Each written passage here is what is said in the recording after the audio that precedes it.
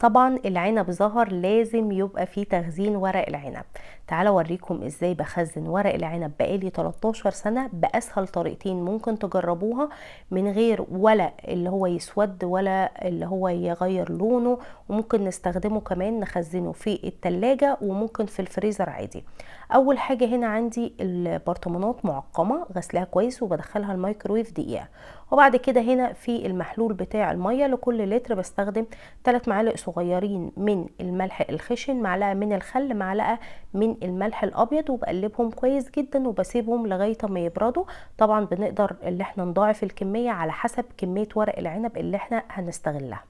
وبعد كده بجيب الورق العنب بتاعي، نحاول ورق العنب يكون نضيف شوية. هنا الوصفات دي بتاعت النهاردة انا مش هغسله، لان لو غسلته لازم اسيبه ينشف كويس جدا عشان ما يسودش ولا يغير لون، ودي خطوة مهمة جدا للناس اللي بتشتكي ان ورق العنب بيسود منهم، لانه بيتغسل وبعد كده ما بنسيبهوش ينشف كويس جدا، فطبعا بيسود مننا. الافضل اللي احنا نستخدم ورق العنب من غير ما نغسله، ولما نطلعه نبقى اللي احنا نغسله براحتنا.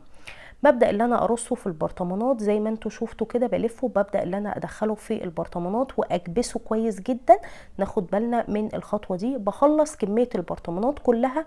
هنا لو ما عندناش حاجة اللي هي تكبس ورق العنب، بنجيب العنقود بتاع ورق العنب، بناخد كمية وبنبدأ اللي احنا نضغط فيه كده فبتنزل ورق العنب لتحت، ودي خطوة مهمة جدا.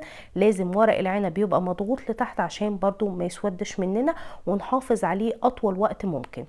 وببدأ اللي انا اغطيه بالمحلول. لازم نغطي ورق العنب للنهاية بالمحلول اللي احنا عاملينه. ناخد بالنا الخطوات دي بتفرق جدا جدا في تخزين ورق العنب. وببدأ اللي انا اقفل البرطمانات بتاعتي كويس جدا، لازم الغطا بتاعها يبقى محكم.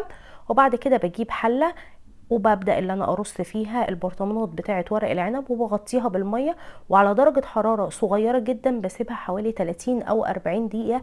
بيطلع بالشكل اللي انتوا شايفينه ده. بصوا لونه تحفة، وبيطلع ولا ناشف ولا طري. ولما بطلعه ببدأ اللي انا اغسله براحتي وعلى طول بستخدمه، وفي نفس الوقت بيبقى مرصوص وبيخلي الطريقة معايا سهلة.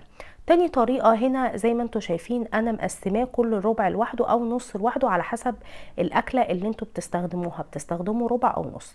وبعد كده ببدأ اللي انا الف عليها الخيط كده زي ما انتوا شايفين.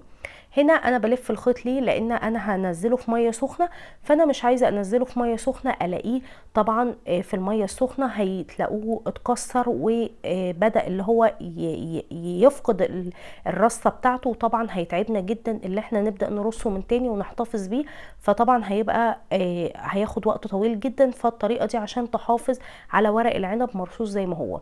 في حله سخنه على النار ونزلت برشه من الملح ورشه من الخل، ببدا انزل ورق العنب كده، بسيبه دقيقتين على كل جهه.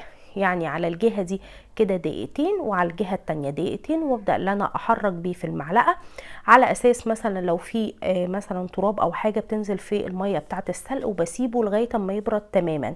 الطريقه دي حلوه جدا لما باجي اخزنه في الفريزر، بتبقى حلوه بالنسبه لي جدا جدا. لو ما عنديش مكان في الفريزر خلاص بستعمل الطريقه بتاعه البرطمانات، برضو حلوه جدا. بسيبه لغايه اما يهدى كده، وبعد كده ببدا ان انا اشيل الخيط، بيطلع معايا بكل سهوله وزي ما انتوا شايفين بيبقى متقسم حلو جدا. ببدا ان انا احتفظ بالكياس دي. الكياس دي هتلاقوها في اي سوبر ماركت كبير، معروفه جدا وبتبقى برضو حلوه، ما بتكسرش معايا ورق العنب ولا حاجه.